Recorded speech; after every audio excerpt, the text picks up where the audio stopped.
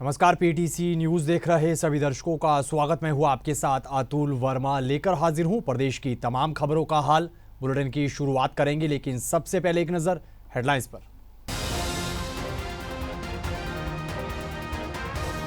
हरियाणा के मुख्यमंत्री नायब सैनी की अध्यक्षता में हुई कैबिनेट की अहम मीटिंग। सरकार ने लिए कई अहम फैसले। लाडो लक्ष्मी योजना पर भी बोले सीएम। हरियाणा में भ्रष्ट पटवारियों पर एसीबी ने कसा शिकंजा। एंटी करप्शन ब्यूरो ने भिवानी में पटवारी को 30,000 रुपए की रिश्वत लेते किया काबू। करनाल के झंझाड़ी फ्लाईओवर के नीचे दर्दनाक सड़क हादसा। गलत दिशा से आ रहे तेज रफ्तार ट्रक ने स्कूटी सवार को मारी टक्कर, शख्स की मौत। पानीपत के गांव पत्थरगढ़ में जमीन विवाद को लेकर परिवार पर जानलेवा हमला। महिला समेत 4 लोगों को आई गंभीर चोटें, अस्पताल में भर्ती। और हरियाणा में पानी की वेस्टेज बचाने को लेकर सैनी सरकार का बड़ा फैसला। अब से प्रदेश के गांवों में लगेंगे पानी के मीटर, कैबिनेट मंत्री ने दी जानकारी।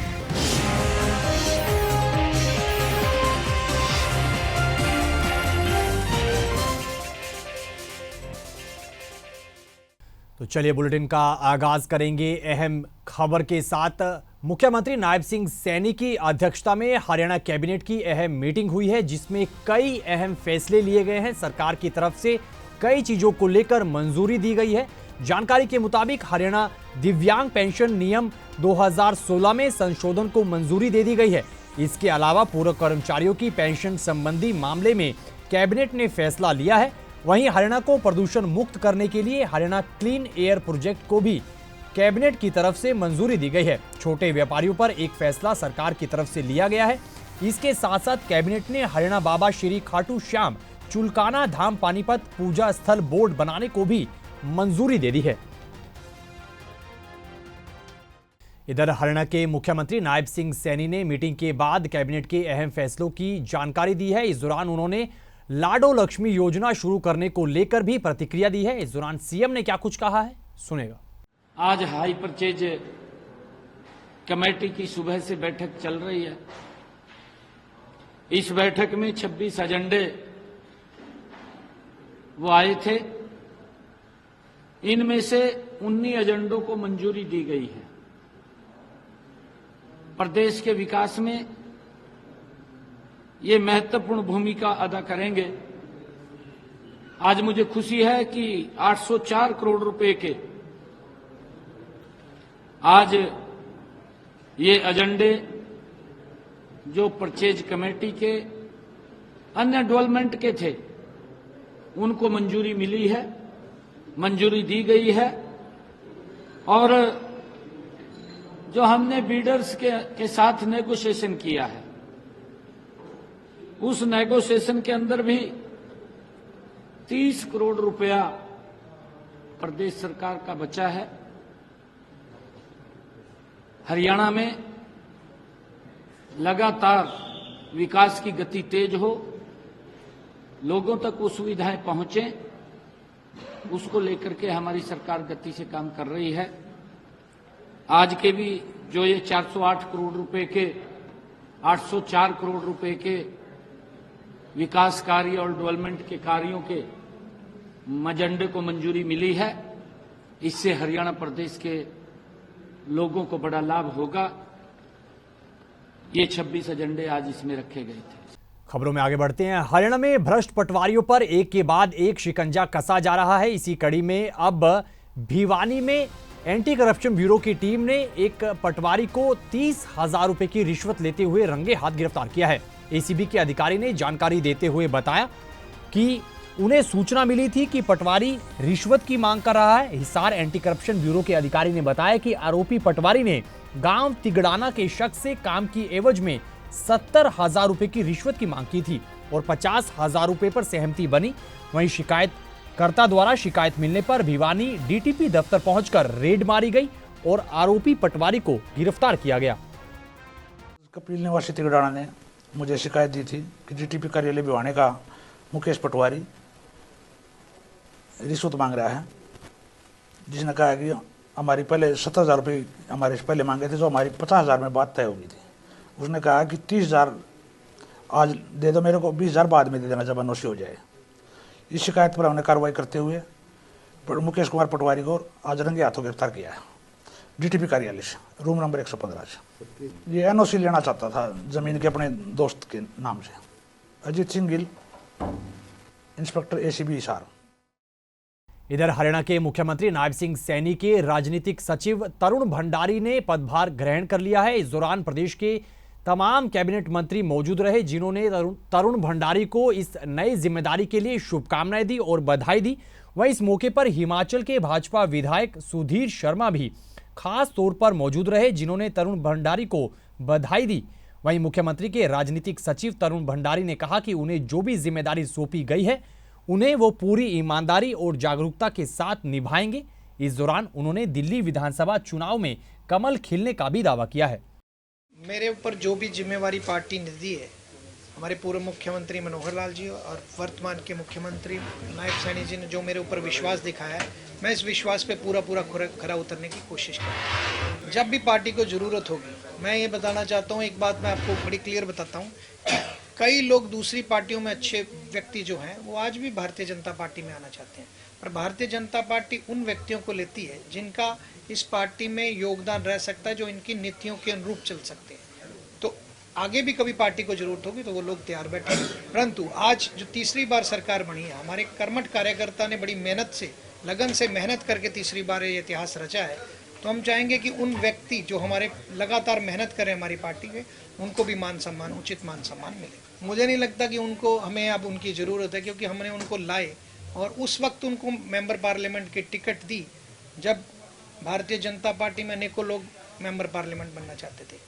हम चाहेंगे कि वो कांग्रेस में लें और उनका उज्जवल भविष्य हो। लोगों की सेवा करना और जो मुख्यमंत्री जी का एजेंडा है, लगातार लोगों के बीच में जो रहते हैं, जो उनके काम है, उनको सुचारू ढंग से करें। हम सब लोग जो उनके साथ लगी टीम है, वो मुख्यमंत्री जी के सहायक बन के अच्छे ढंग से काम करेंगे ताकि जनता तक जो भी नीतियां हमारी हैं वो पहुंच सके। हरियाणा में ओवरलोडेड वाहनों, अफसरशाही और अन्य कई मुद्दों को लेकर मंत्री अनिल विज ने प्रतिक्रिया दी है। इस दौरान उन्होंने दिल्ली चुनाव पर बोलते हुए सरकार बनाने का दावा किया है, बीजेपी के कमल खिलने का उन्होंने दावा किया है और आम आदमी पार्टी के साथ साथ दिल्ली के पूर्व सीएम अरविंद केजरीवाल पर जमकर तंज भी कसा है। सुनेगा। फ़ोन उठाना चाहिए, फ़ोन उठाना चाहिए। ये जितने अधिकारी हैं ये जनसेवक हैं, इनको चुने हुए प्रतिनिधियों का और आम जनता का भी इनको फ़ोन उठाना चाहिए। नहीं, उसको ठीक करना चाहिए। मुख्यमंत्री जी को इस तरफ ध्यान देना चाहिए कि इस प्रकार तो सब कुछ ही सत्यानाश हो जाएगा। मेरा एक अनुभव है इलेक्टोरल पॉलिटिक्स का। चुनाव में रोता वही है जो हार रहा होता है, वही तरह तरह के आरोप लगाता है। केजरीवाल जी चुनाव लड़ रहे हैं या हमें मांग पत्र दे रहे हैं, और अगर हम नहीं करना है तो फिर तुम्हारी जरूरत क्या, तुम घर बैठो, हम कर लेंगे अपने आप। हमें पता है क्या करना है। कभी कहते हैं रेल यात्रियों का वो जो किराया है वो दोबारा लागू करना चाहिए। अरे ये तेरी दिल्ली सरकार का एजेंडा है, ये हमारा एजेंडा है। अगर हम नहीं कर रहा है तो तू अपना एक मांग पत्र दे। नहीं, ये इसको किसी भी हालत में बर्दाश्त नहीं किया जाएगा।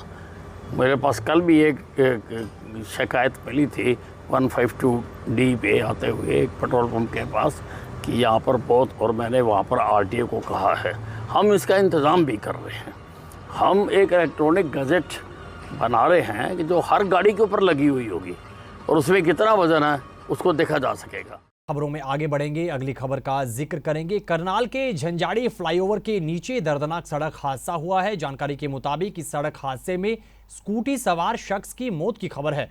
बताया जा रहा है कि रोंग साइड से आ रहे तेज रफ्तार ट्रक ने स्कूटी सवार को जोरदार टक्कर मारी, जिसमें स्कूटी सवार शख्स की मौके पर ही मौत हो गई। इधर हादसे के बाद से ट्रक चालक मौके से फरार है। हादसे की सूचना तुरंत पुलिस को दी गई। फिलहाल पुलिस ने ट्रक को कब्जे में लेकर मामले की जांच शुरू कर दी है।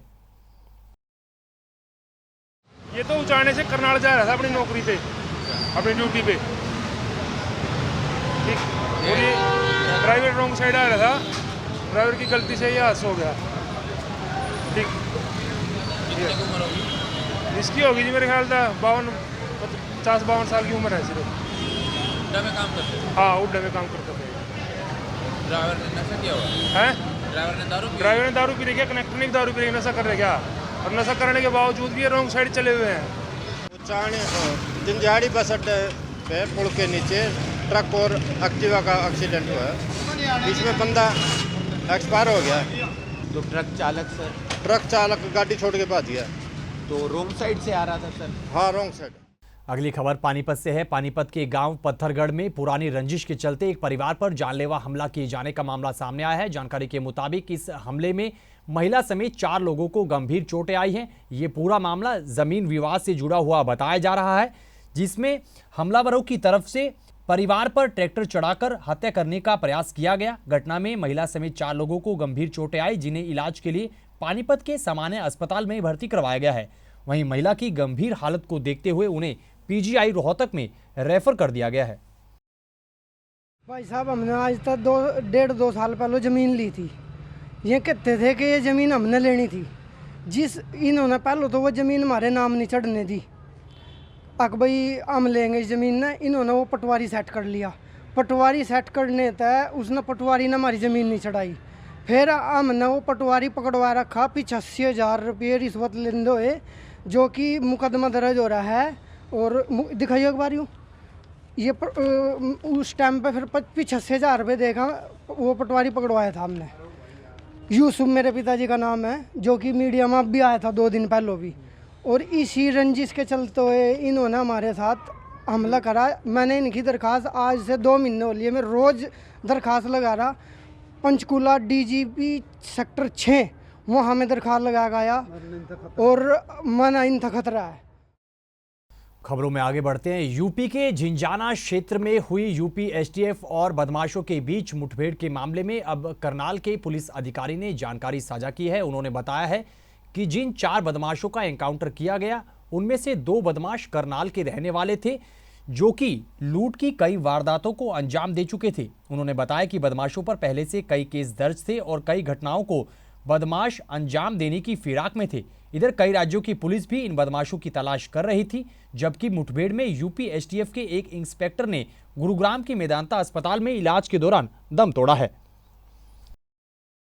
ये एनकाउंटर बेसिकली यूपी के एरिया में हुआ है। उस पर डिटेल्ड वर्जन तो यूपी के जो वरिष्ठ अधिकारी हैं उनका पहले ही आ चुका है। जो अवेलेबल इन्फॉर्मेशन है हमारे पास, उसमें चौसाना गंगो रोड पे कोई ईंटों का भट्टा पड़ता है, उदपुर भट्टा के नाम से।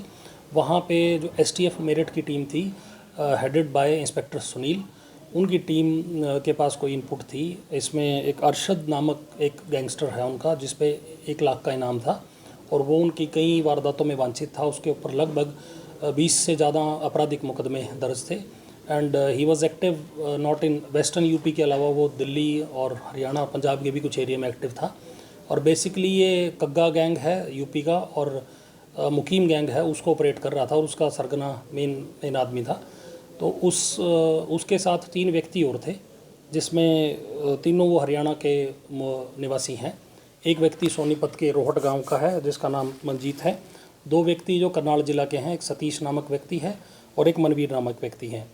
तो ये चारों एक ब्रेजा गाड़ी में थे, जहाँ पे क्रॉस फायरिंग हुई। इन्होंने जो अपराधी थे, इन्होंने पुलिस के ऊपर फायर किया और जवाबी कार्रवाई में इन चारों की भी डेथ हो गई है। करनाल के मुनक गांव पहुंचे केंद्रीय मंत्री मनोहर लाल खट्टर ने ग्रामीणों से मुलाकात की है और उनकी समस्याएं सुनते हुए अधिकारियों को समस्याओं के समाधान के निर्देश दिए हैं। इस दौरान केंद्रीय मंत्री मनोहर लाल खट्टर ने दिल्ली विधानसभा चुनाव को लेकर अपनी प्रतिक्रिया दी और आम आदमी पार्टी पर जमकर निशाना भी साधा। मनोहर लाल खट्टर ने कहा कि दिल्ली में 10 साल से विकास को ग्रहण लगा हुआ है, उससे मुक्त होकर दिल्ली की जनता अब बदलाव चाहती है और दिल्ली में भाजपा की ही सरकार बनेगी।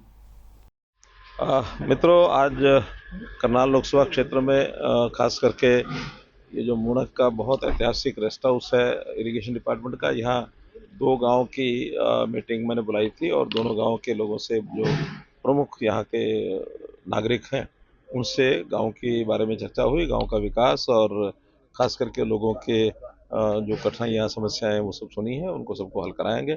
और मैंने विचार किया कि जो पहले चरण में जो बड़े बड़े गांव हैं लोकसभा के, उसमें मैं जा रहा हूँ, एक गांव की मीटिंग कर रहा हूँ। बाद में फिर उसके बाद अगले टर्म में और उससे छोटे गांव, और बाद में फिर कुछ गांव को मिला करके इकट्ठे, ताकि लोकसभा का जो टूर है वो मेरा जारी रहेगा। दिल्ली में देखिए बहुत अच्छा वातावरण है और मैं समझता हूँ कि दिल्ली में इस बार जो एक 10 साल का, अब मैं उसको कहूँगा कि ग्रहण ही लगा हुआ दिल्ली के ऊपर, और उससे मुक्त होकर के और दिल्ली की जनता एक अच्छा शासन प्रशासन लाएगी। भारतीय जनता पार्टी वहाँ अपनी सरकार बनाए। बात शेख चिल्ली के शेखी का कोई सीमा थोड़ी होती है, कोई भी शेख करे। आज तक आखिर 10 साल से, बल्कि 10 साल से ज़्यादा हो गए उसको, और वो लगा रहा है, आज तक दिल्ली कुछ कर नहीं पाया। अब अगले उसको याद आ रहे हैं जब सब उसके नीचे से ज़मीन खिसक रही है, तो बड़े बड़े वादा करना तो बड़ी आसान बात है। अगली खबर का जिक्र करेंगे। हरियाणा में पानी की वेस्टेज बचाने को लेकर प्रदेश की नायब सिंह सैनी सरकार ने बड़ा फैसला लिया है और अब से प्रदेश के सभी गांवों में पानी के मीटर लगाए जाएंगे। इसको लेकर प्रदेश के कैबिनेट मंत्री रणबीर गंगवा ने तमाम जानकारी साझा की है, सुनेगा। इस पे हम विचार कर रहे हैं अभी डिपार्टमेंट की तरफ से कि किस तरीके से पानी जो व्यर्थ जाता है उसको रोका जाए, उसकी व्यर्थता को रोका जाए। और इसके लिए हमें मीटर पे भी, क्योंकि कई जगह पे पानी गलियों के अंदर व्यर्थ चलता है, फिर बिना मीटर के जो सर्विस स्टेशन के जो काम करते हैं वो लोग भी उसको खर्च करने का काम करते हैं। पानी जितना यूज हो वो तो ठीक है, लेकिन उसका जो व्यर्थ है जो गलियों में छोड़ देते हैं पानी, तो उसमें दो दिक्कत आती है। एक तो पानी व्यर्थ जाता है, एक जो जिसके ऊंचाई पे घर होता है उसको जाता नहीं। तो इसलिए हम इस पे कोई विचार कर रहे हैं। एक पायलट के तौर पे हमने इस पे विचार करके डिपार्टमेंट के अधिकारियों से हमारी बातचीत हुई है कि उनको कहा है कि इसकी कोई न कोई रूपरेखा बना करके वो दें और उसके बाद में उसको लागू करने का हम काम करेंगे। तो इस खबर के साथ फिलहाल इस बुलेटिन में इतना ही, लेकिन पीटीसी न्यूज पर खबरों का सिलसिला बदस्तूर जारी है। आप बने रहिए पीटीसी न्यूज के साथ। फिलहाल के लिए दीजिए इजाजत, नमस्कार।